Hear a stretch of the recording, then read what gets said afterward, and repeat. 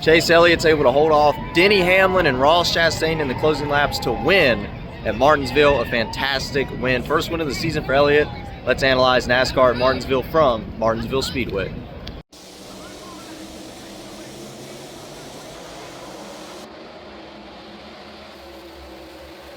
Hey everybody, welcome to Dirty Air. I'm your host Alex Lambert, and let's talk about NASCAR at Martinsville from Martinsville. Just real quick, we'll go back and analyze the race a little more from the studio, but just quick full reaction of what just happened. Chase Elliott, big win for Chase. First off, the Martinsville fan base is huge. Fans love Martinsville.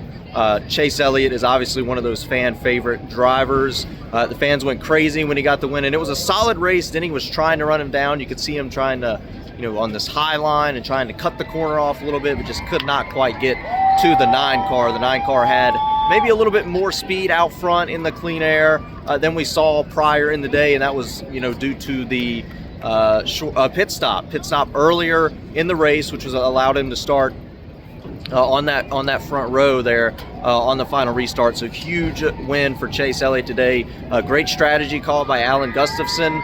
And then unfortunately, Denny Hamlin just going to come up a little bit short today, not able to get his 7th win at Martinsville, which is unfortunate for Denny, but I'm sure he's going to get a lot more wins and have a lot more chances to get wins in the near future. So that's certainly exciting. Joey Logano in the 3rd position. Couldn't quite catch him. Logano was, gaining on him there slightly at the end of the race, but just could not quite catch up to Denny Hamlin or Chase Elliott in the closing lap. So unfortunately, Joey Logano is unable to do it. And that's a common theme I think we've seen with Joey over the last few years here at Martinsville. Like, he hasn't won a Martinsville race in quite some time, but he's always right up there in the top 5, definitely in the top 10 with the shot to get it. So we'll have to continue to watch that 22 car moving forward in the next few races to come here in Martinsville for sure. So yeah, big win. Ty Gibbs obviously up front again, always up front here at Martinsville. Another one of those that we've seen run very well here at the Martinsville Speedway. So exciting to watch Ty Gibbs up front again. Like I said, the race was okay. It was a solid race, but it was kind of just got strung out at the end. Now, if the horsepower situation was also interesting, the lower downforce, the cars definitely got spread out a little bit. They definitely were able to pass, like especially if we've looked at former Martinsville races right here at this racetrack with this car. There's been races where the leader will catch up to the tail end of the field and take them 20 laps to get by the 39th car or whatever, the 36th car. That's definitely not what we saw today. So a massive improvement. You can see the tires obviously wearing very quickly. You can see the tire rubber on the whole side of a NASCAR Cup car. It's insane. So yeah, the higher horsepower, lower downforce, you could feel it in this race today. They were getting more strung out. Like I said, it looks a lot like a 2018 or 2017 type of NASCAR race. So we'll certainly just have to continue to monitor that in the next few years to come. So certainly interesting. That's it. We'll take a break a little bit more down in the studio. Let's just we'll get another one of those wide shots of the racetrack just so we can all see it. But yeah, we'll go down to the studio. We'll do the point standings, look at the entire top 10, and sort of break down this race deeper. But of course, let's get to it. Hey, so just got back from the race back here in the studio. Let's sort of take a deeper dive into this NASCAR Cup race at Martinsville. You saw my raw reaction from the actual grandstands of the race. And I mentioned that this race looks kind of like a 2018 or 2019 type Martinsville race. Now, what I mean by that is the separation of the race cars. So clearly there was more separation in the race cars. There were many cars that were going to lap down. That's something, if you look at the prior few Martinsville races, it would take a long time for the leader to even lap race cars because of the dirty air, because of the lower straightaway speeds, which was frustrating. So we've definitely taken a step in the right direction. Now, hearing some interviews after the race by Christopher Bell, maybe some other guys, Denny Hamlin did bring up the dirty air, who finished 2nd. There definitely could be some more changes made. I think a lot of fans are advocating, and drivers, Christopher Bell particularly, advocating for the maybe closer to 900 horsepower, closer to what you had in a 2014, maybe even less downforce. And I will say today's race, from looking at the grandstands and just looking over the racetrack, it did look a lot better. It did feel like you could get passes. Denny just couldn't quite get to Chase because those two, I think, were so even. So dirty air, yes, it played a role in today's finish for sure, but definitely a step in the right direction. We didn't get a fantastic finish or a fantastic, spectacle race today by chance. I don't think it was because it can't happen in the future. So I hope I'm explaining that a little bit better there. To talk about Denny Hamlin, to say he dominated the race and didn't win is a bit of an understatement. Led 292 of the 400 laps today. Chase Elliott leading 84 of those. Ross Chastain leading only 14 when he stayed out on pit road there. So Chase Elliott able to leapfrog on that final pit stop, that final green flag pit stop, put Elliott in a real position there. And then you see Ross Chastain stayed out and did not pit under that caution, that debris caution. That allowed for Elliott to get just by Denny Hamlin on the scoring pylon when the caution flew. The next caution flew for the Bubba Wallace wreck, and that just put Chase Elliott at a slight advantage, and he was able to hold off Denny Hamlin. Like I said, those two cars were just so even up front. Like Joey Logano was far behind at the start of that run, then closed in on him. And was closer behind him, who finished third. So certainly it was interesting watching those three close in on him, but Denny just could not get to Chase Elliott at all. And Elliott might have even been slightly pulling away on the longer runs. Denny was probably slower on the longer runs than Chase Elliott or even a few other guys out there. You remember William Byron actually passed Denny Hamlin midway through a stage. Ultimately, that was because of lap traffic, but it did happen nonetheless. So dominating performance by Denny Hamlin nonetheless does not get the win. Chase Elliott, another one of the top cars today, gets the win. And a big thing for Chase Elliott, Hendrick, we talked all year, well, where is Hendrick Motorsports at? I talked about it last week. Can we question Hendrick Motorsports? Well, the thing about Hendrick Motorsports is I feel like every team or organization at least has this like safe racetrack where if you've had a bad start to the season, you're going to go to this racetrack and perform well every year. I think for Penske, it's probably Las Vegas. For Joe Gibbs, it's probably Pocono in the midsummer. If something's going wrong, and they typically run very well or win at Pocono with one of their four drivers. For Hendrick Motorsports, it's definitely Martinsville. It's in that sweet spot of the season where if you're not having the best start, not firing on all cylinders to start the year, you go to Martinsville and you can boost that confidence.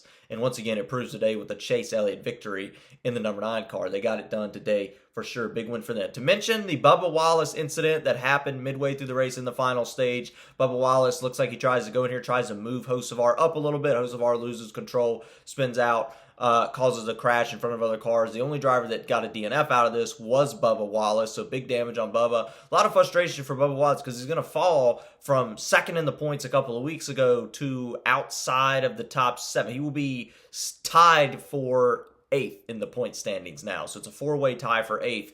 That's unfortunate for Bubba Wallace. Has to get that higher up. You want to be higher up in the standings. And there's probably a little bit more added pressure, too, that Reddick has all these wins, 4 wins, and you're hearing all the news about Tyler Reddick, how good 23-11 is, and your win list so far this year can certainly just be a bit frustrating, even if it's subconsciously. So Bubba Wallace, I'm sure, is driven to do better in the few races. So we'll have to keep watching that after that crash today. Carson Hocevar was able to recover and get at least a solid finish out of the day and get some points as well for the 77 team. Let's go through the top 10 real quick. Talked about Elliott, talked about Hamlin, mentioned Joey Logano at the track, talked about how Ty Gibbs has been good here at Martinsville over the last few seasons also. William Byron with the top 5 finish. That's another one of those Hendrick Chevrolets. Byron just seemed to start the race. I mean, Byron, you look at Hamlin, and Hamlin's just like, really good handling. He's running the bottom perfectly. You see William Byron sort of sliding up a little bit and then maybe fix the car as the race progressed. As some shade came over the racetrack as well. Ryan Blaney with the 6th place finish.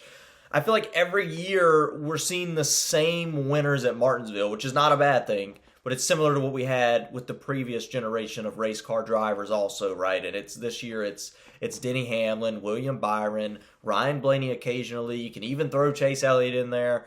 They are winning at Martinsville quite a bit. Denny Hamlin was going for his 7th win today, didn't get it. He still has 6. Chase Elliott, that's his 2nd or 3rd win at Martinsville at least. I know Blaney's got like 3. Byron's got at least 3. So yeah, certainly you're seeing those guys up front a lot. Bell's got a few farther back in 7th. Also, Hendrick with the 8th place finish today, trying to climb up in the points from a rough start to the year, so a decent finish for the 2 car. I believe he got some stage points as well. Kyle Larson, who was on some wacky pit strategy at one point in the race, was able to climb up tonight. That's a good finish for Kyle Larson, who just wasn't having the smoothest day. Josh Berry, who qualified up front, starting 3rd, finishes in the 10th position. That's a big points day for Josh Berry, right? Who was far down in the points. When I look at a team like Josh Berry, this is not a team I'm looking to be seated high in the chase. This is a team, this is a driver right now that needs to make the chase. If you make it in 16th, fantastic season. That's not the case for some of these other drivers like Logano, like Denny, like Chase, that need to be seated higher at the end of the regular season. No, from all we know right now, the 21 team really just needs to try to make the top 16. From what we know right now, I think that's a fair assessment. So with that being said, let's sort of pull up the point standings here. So once again, you see the driver, you see the points that they have accumulated through the first, 7 races now. You see how far back they are from the leader, Tyler Reddick still, and then you see how far they are either above or below the top 16, which would put you into the chase. So yeah, certainly Tyler Reddick still leading, Ryan Blaney in second, Denny Hamlin jumps up to third, Chase Elliott jumps up to fourth. The only big mover I see really in this is going to be Bubba Wallace falling to eighth. And, from third to eighth is a pretty big jump, but it's still really tight. I mean, you see 4 guys there tied from 8th to 11th, so that's certainly anything can sway for sure. SVG with that 11th place finish, I believe he got some stage points in stage 1 as well. Very solid run for SVG. We think of this guy as this road course guy. Can he make the chase with all the points on the road course? Well, he's in right now. We've only had 1 road course that he did not win, which is important. So certainly SVG is going to be a force to reckon with in the chase, I think. I think he's going to make the chase, and he might not even be seated that low in the chase either. We'll continue to watch that through the summer portion. That's really it. Like, I have a few photos, videos I want to share from Martinsville. Like I said, it's just always a fun crowd going to Martinsville. It definitely wasn't a sellout, but it felt like a pretty decent Martinsville. Martinsville still has about 50,000 seats, so it's a big facility for sure. The fans were great. The fans definitely brought the atmosphere like they do every race. It's not as big as the fall race. I don't want to, say that it is. It's not as big as the fall race. November, late October morning. It's a fantastic championship implication race. It doesn't have that, but it is a solid race with a fun atmosphere. And I think all racetracks have fun atmospheres, but Martinsville is definitely one of those, one of the most historic tracks on the schedule. So that's it, really all there's to talk about following NASCAR Martinsville. Let me know what you guys thought about the race, and I'll send it back to myself at the track for the outro. And of course, with Chase Elliott getting the win today at Martinsville, Kyle Busch having an unfortunate day, let's get rowdy.